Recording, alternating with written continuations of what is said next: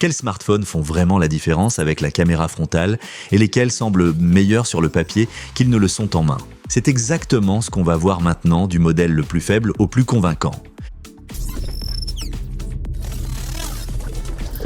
À la dernière place, on retrouve le Xperia DAD17. Ça ne veut pas dire qu'il est mauvais, mais dans ce comparatif, sa caméra frontale joue tout simplement dans une autre catégorie que les autres modèles. Au quotidien, la caméra suffit pour des appels vidéo classiques et des selfies rapides. Il y a aussi des options utiles comme le HDR, le mode nuit et le Steady Shot. Et oui, le téléphone lui-même est léger et agréablement compact. Donc si vous prenez juste une photo de vous de temps en temps, ça peut faire l'affaire, mais c'est justement là que ça coince.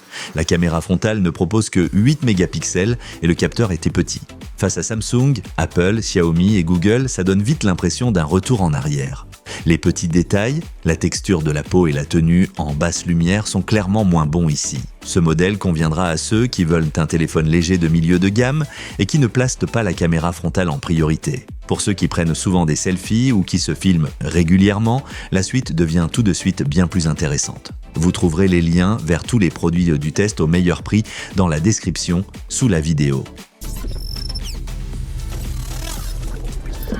À la 4e place, on a le Galaxy A56 5G. Et là, on sent déjà qu'on quitte l'entrée de gamme pour arriver dans une zone où la caméra frontale peut largement suffire à beaucoup de monde. Samsung fait surtout du bon travail sur la vidéo.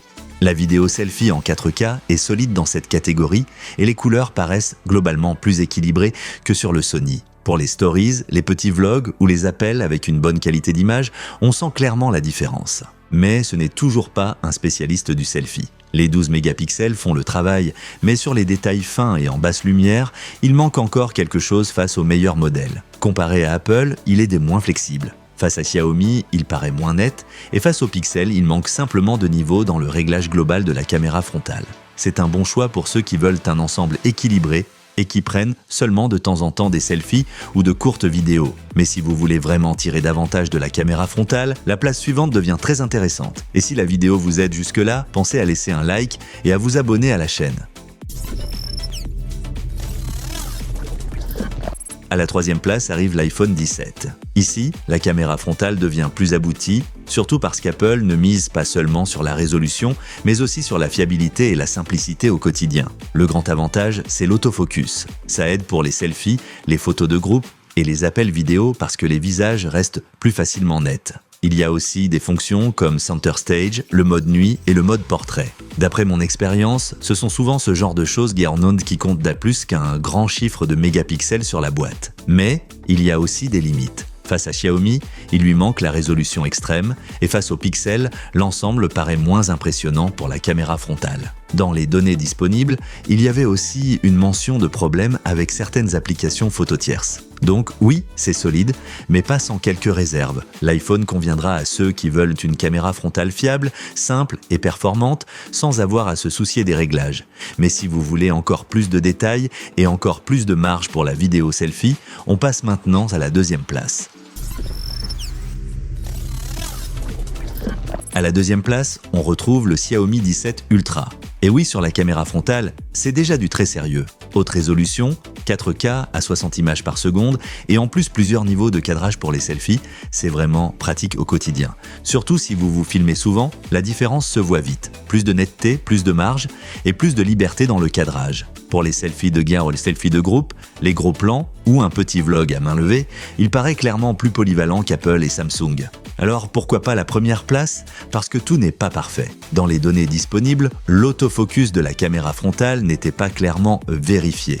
Et en vidéo, il reste, d'après les tests cités, légèrement derrière les tout meilleurs. Il peut aussi y avoir parfois une dominante un peu chaude dans les couleurs. C'est puissant, mais moins homogène que le Pixel.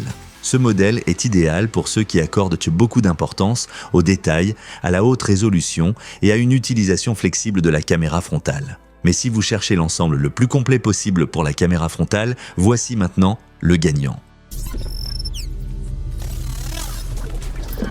À la 1re place, on retrouve le Pixel 10 Pro XL. Et dans ce comparatif, c'est sans doute le plus simple à expliquer.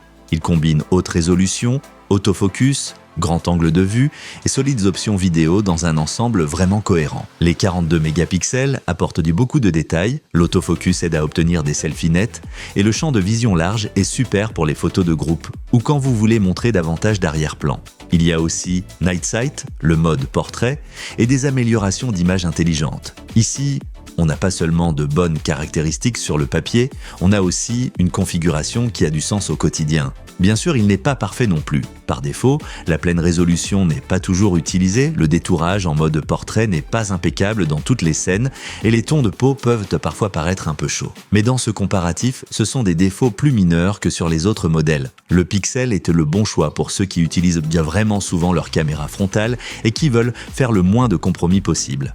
Selfie, photos de groupe ou vidéo à main levée, c'est ici que vous obtenez l'ensemble le plus convaincant de cette sélection. Allez voir les meilleurs modèles via les liens dans la description sous la vidéo. Et si ce classement vous a aidé, laissez un like et abonnez-vous à la chaîne.